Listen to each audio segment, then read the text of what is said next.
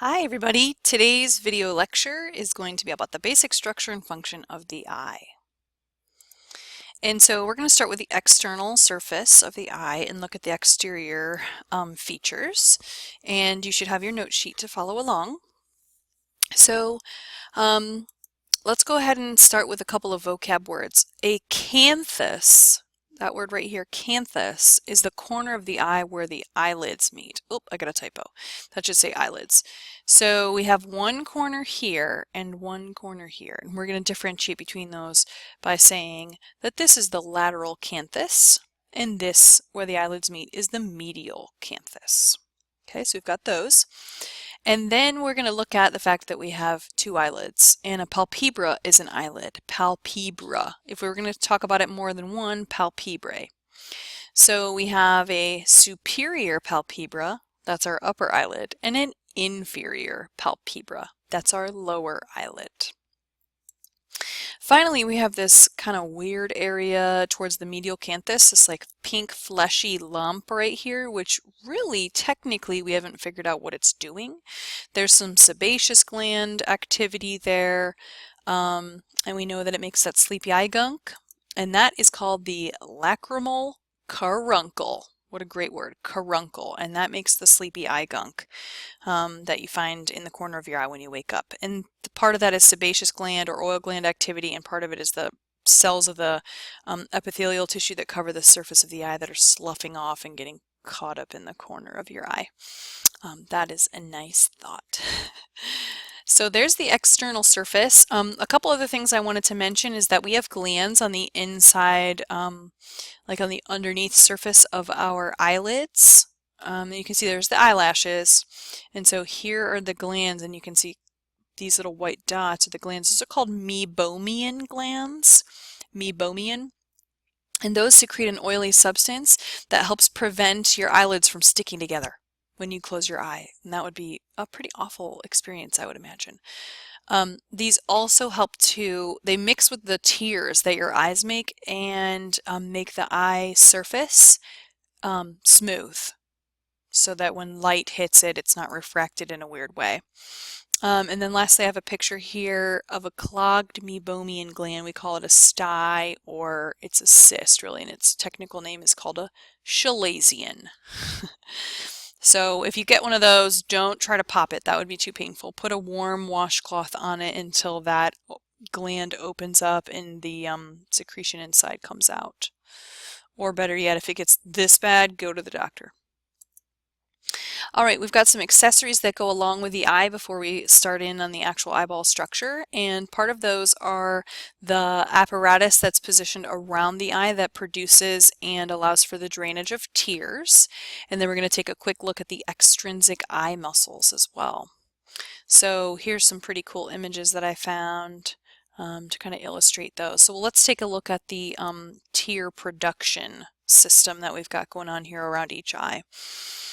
So the basic parts are, the tears are produced up here. In this diagram it happens to be letter A, and that's called the lacrimal gland. Lacrimal means tears, and so that's called the lacrimal gland, and that's what produces your tears. And then letter B, we have these little tiny ducts that lead from the lacrimal gland into the surface under the eyelid, and those are the excretory ducts. It helps the tears to be excreted onto a surface, and in this case the surface of the eye.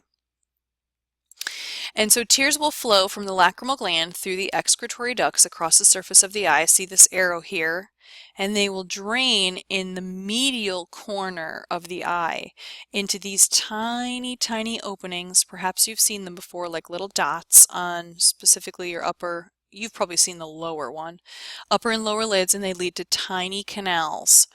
And so letter C in your diagram is both the superior and the inferior lacrimal canaliculi. We've seen that word before in bone tissue. These are canaliculi that drain your tears, and they drain into the lacrimal sac. Right here's a little tiny lacrimal sac. This is something you can actually feel. I know I can feel it right at the corner of my eye, between my eye corner and my nose, is a bump, and that's the lacrimal sac. So that's a collecting area for the tears as they drain into the canaliculi and into the lacrimal sac, and then finally they will drain down the nasolacrimal duct and empty out into the nasal cavity right under the inferior nasal concha. Okay, and then if you have a lot of tear production, like if you're crying, that's why your nose runs. The tears are literally draining into your nose, and there's too much moisture to be absorbed by the nasal epithelium, so your nose runs. So we have our drainage. The last three parts, C, D, and E, are all drainage for that nasolacrimal apparatus. And so I put a little note here that the tear flow is in this direction. So there's my animation. Also, if you have allergies and you get some inflammation in the nasal area, it'll prevent your tears from draining properly, and then tears will back up into the eye and you'll have watery eye. So really, watery eye is just a side effect of the fact that you've got nasal inflammation from allergies or whatever. Lastly, the tears have an enzyme in them called lysozyme that kills bacteria, and so they're actually beneficial to help keep the eye healthy. So they're constantly washing over the surface of the eye, cleaning it, keeping it healthy, hopefully. And then remember, we've got those little glands, the meibomian glands in the eyelid that will also mix with the tears so that the surface of the eye is nice and smooth as the light hits it. All right, last topic before we get into the actual eye anatomy are the extrinsic eye muscles. And so we're going to look at them in terms of pairs.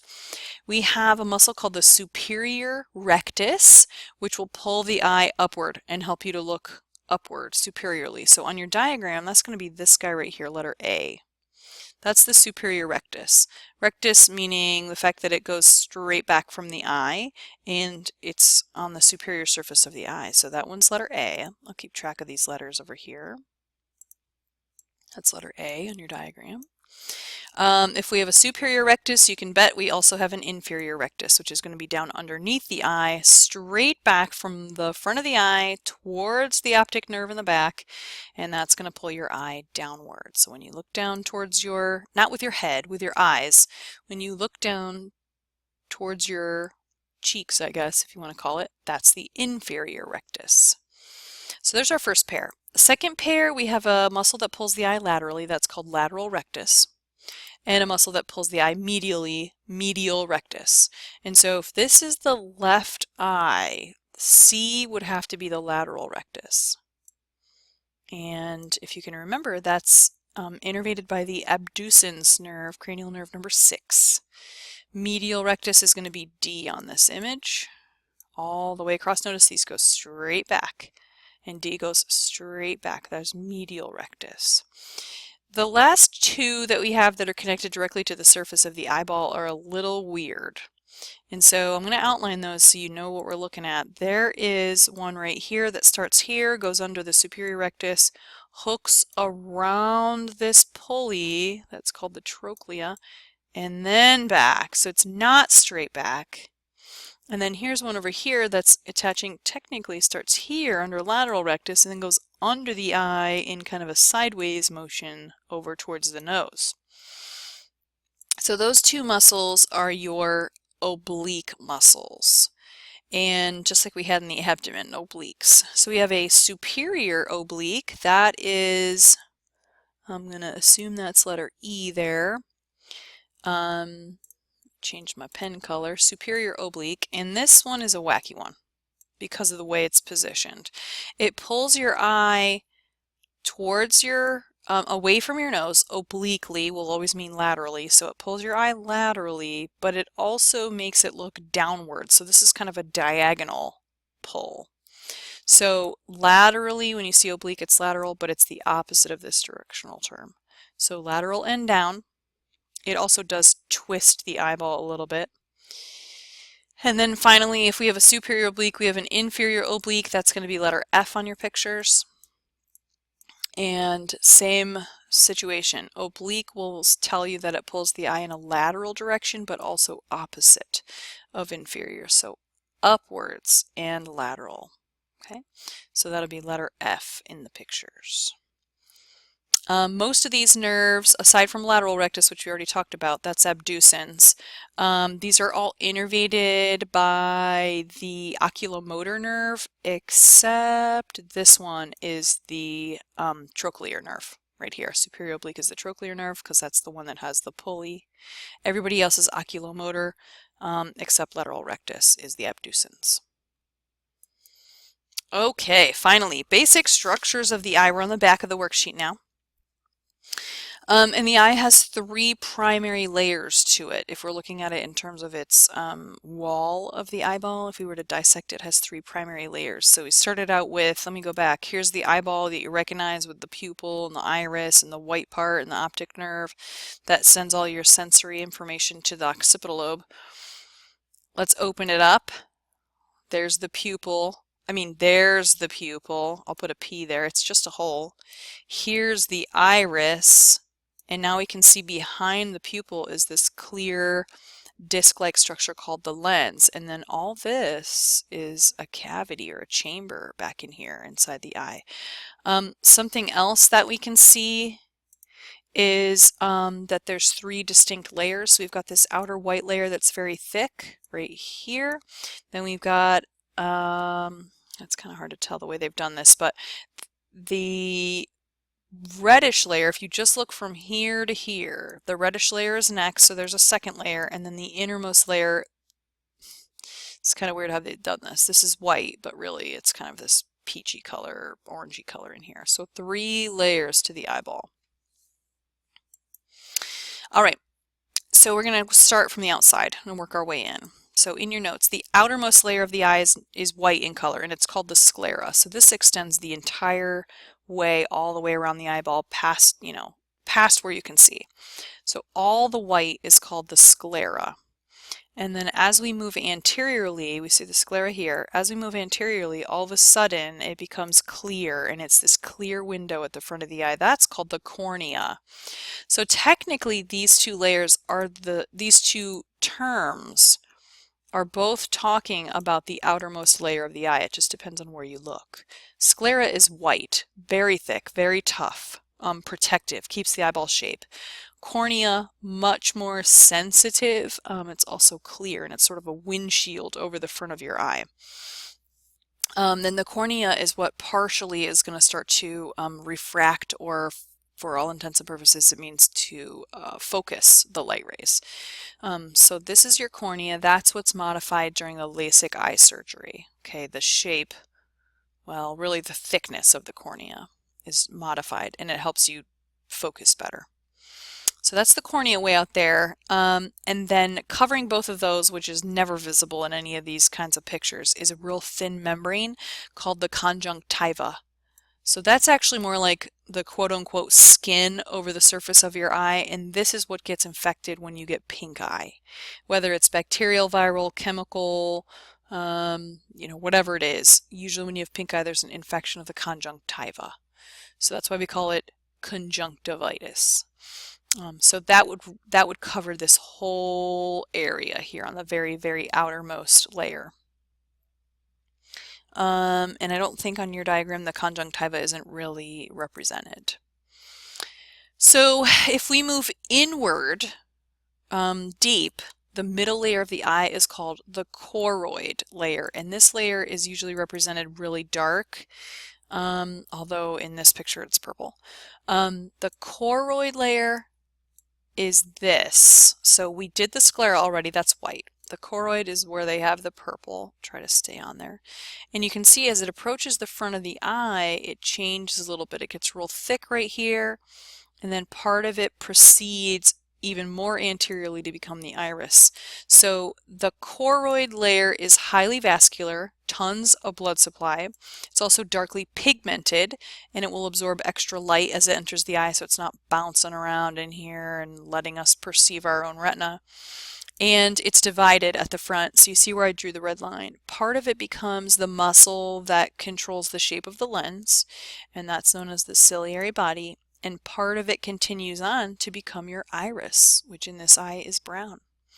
Okay, so both of those are muscular structures at the front of the eye, and they're a continuation of this middle layer of the eye called the choroid. So I've noted in your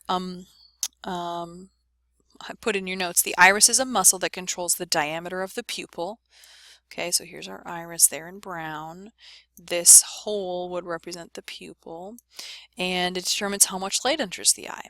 The ciliary body is a muscle, that should say muscle, that attaches to the lens. What the heck is that doing back there? Via these little ligaments that hold it in place. Okay, and those are called suspensory ligaments, so we'll be able to see those probably in the next diagram a little better. So this muscle flattens out the lens to help you focus at, when you're looking up close. And then when you look far away, it relaxes and lets the lens fatten up again, so you can see far away. So the ciliary body is the muscle that helps your lens change shape so you can focus. And lastly, the lens is what finishes up the refraction of the light. So the refraction is started by the cornea. Your ability to focus is started by the cornea, and it's finished up with the lens. All right, so we have this diagram here that we can go over in class. Looking at the different structures of the eye, I'm going to keep going. And I'll click through these arrows, and you can look at this at your leisure. When is your leisure? Lots of good arrows. There's the suspensory ligaments. You can see those little tiny ligaments that stretch from the muscle down to the lens. So when the muscle contracts, kind of like a tendon, it will pull the lens. Okay, fatten it and make it fat. So here we have a couple labels that you need, and I think I modified this diagram a little bit. This is going to be the sclera. This thicker area is the cornea. We'll put a C-O-R. And this, which is what I added to your picture, let me get a different color.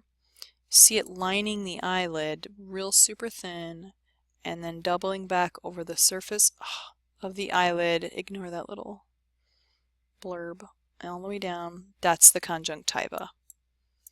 So that's what gets infected when you get, bacteria, whatever, in your eye. That's the conjunctiva there. This middle layer here is the choroid. I'm going to go with dark. So that's going to stretch all the way. I'm not in the right spot. This is more difficult than it looks. Just the little white area, it's very dark in the eye, absorbs extra light all the way. And then the innermost layer is going to be the retina. Remember, this choroid, as it approaches, becomes the ciliary body here and the iris here. Okay, so that's the ciliary body. I'll put CB, ciliary body, and the choroid, CH. And then this should be the iris here. And if that's the iris, then that means this opening is the pupil. And we already know this is the lens here. Okay, so that'll be the lens. These are the ligaments that hold the ciliary body to the lens. Make them look a little bit more like strings. And those are called suspensory ligaments. They suspend the lens. Okay. Innermost layer is known as the retina, and that's the light-sensitive layer. It's actually got neurons in it that are known as photoreceptors, and we have two different kinds, rods and cones, different kinds of neurons in the retina. Rods are what let you see at night, so they perceive light versus dark. That's it, just light versus dark, and they're only active in the dim light. Cones are what we use during the day because those are available to us during the brighter light, and those are the ones that perceive color. And really, we only have three types. We can see reds, we can see blues, and we can see greens, and it's the different combinations of those wavelengths that give us that whole visible spectrum. Not combinations, but variations. So we have three different kinds of cones, and then as those neurons gather together at the back of the eye, they actually, all their axon parts form the optic nerve. So I found this diagram that I think is very helpful. We're in the back of the eye, so here we are in this square right there. And the light's coming in like this. So the light comes in and it actually penetrates through the entire layer of the retina, all the way back here. This is the sensitive part of the cell, so that generates electrical impulses, which then travel this way and out the axon and out the optic nerve. Okay, so notice this whole area is sensitive, and that sensitivity would stretch all the way towards the front. This area is sensitive, that's this stuff, but there's no neuron parts right here that are sensitive. So that's what we're looking at, and actually they're called rods and cones because of their shape. So this is the rod and this is the cone. Okay, cones are for color. On the retina, based on where the kind of the distribution of rods and cones, we have 3 specific locations. The macula is at the back of the eye, and that's where we have the cones. Okay, toward like sort of in the central area of our retina in the back of the eye where most of the light strikes. And within that spot, when you look directly at something, light will hit an area of the macula called the fovea. So we can see there's a little bit darker color here. This generalized area represents when you look at something, you can all that light lands on the macula. When your pinpoint accuracy vision, the light lands on the fovea. And then right next door, you see this weird spot right here? That's where the optic nerve connects. And so because there's no actual like cell bodies there, all axons converging to make the nerve, that's called the blind spot or the optic disc. And so I'm going to go back to that picture that I used before. Here are rods and cones all through here, more rods and cones. But the axons of all those cells, that's all these yellow brownish lines, converge. And so there's no sensitive parts right here. So light can strike that all at once and we will not perceive light in that area. So we literally have a spot of our retina that is insensitive to light. All right, so a couple more labels for our diagram. There's the optic nerve in the back. We got those 2 spots. Pinpoint, that should be the fovea, and the area around it, the macula. So macula is less specific. Oops, this would be macula, and this would be fovea. And then the blind spot, optic disc, would be right here where the optic nerve connects. I'll put OD, optic disc. All right, so this is your retina. In our eyes, it's kind of an orangey, reddish color. And they're trying to show the axons. That's why it's all lines that reach back into the optic nerve. That's all retina. And this would be the optic nerve in the back. This area would be the optic disc, aka blind spot. Put OD, optic disc. And last but not least, we have 3 chambers in the eye, 3 open spaces. And so they're labeled on your diagram. We have an anterior chamber in front of the iris, a very tiny posterior chamber behind the iris, and then the big space in the eye is called the vitreous chamber. So both of these anterior and posterior chambers, both of those are filled with a fluid. And that's the fluid that builds up when people talk about having glaucoma and extra pressure in the eye. It's too much fluid that's produced in this more anterior portion of the eye. So anterior and posterior chambers are filled with a fluid called aqueous humor. And that's like a blood replacement. It nourishes the parts of the eye that don't have blood supply, like your cornea and your lens. It keeps those cells that make up those parts healthy. So it's filled with the same fluid because it's actually produced by the ciliary body, and then it flows. You have fluid flowing through your pupil, and then it drains down here into the, it's called the canal of Schlemm. You don't need to know that, but it's called the canal of Schlemm down here, and it drains into that right where the cornea hits the ciliary body, or the iris, I mean. So it drains down there, and it's constantly being produced. So our production rate and our, disposal rate should be equal. So that's all filled with aqueous humor up and towards the front. Now behind the lens is a totally different story. That's filled with gel.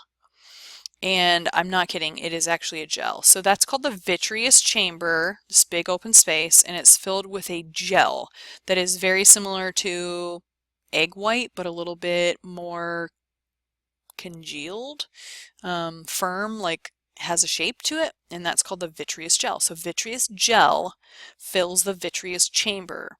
And the purpose of that gel is to keep the retina pressed up against the back of the eye, because the retina is pretty fragile. So this, they kind of give you like a half gel here. This stuff, this whitish, clearish fluid would fill up the entire eyeball, and it's called the vitreous gel. All right, so I'm going to run through these labels real quick and we will call it a day. Let's just start towards the front. K would be the cornea. This, let's see, I think that they're trying to point at the pupil there for J because it's an opening, which would make L the iris. All right. The space in front of the pupil would be the anterior chamber, whereas the space behind it doesn't look like they're pointing at that, would be the posterior chamber. So this really tiny space here. Let's follow K back to find the letter that's on the sclera. It looks like C is the sclera. The middle layer is choroid, which is B. They've kind of peeled it forward. And then A is going to be the retina. Those are your three layers. This is going to be, letter G will be the vitreous gel.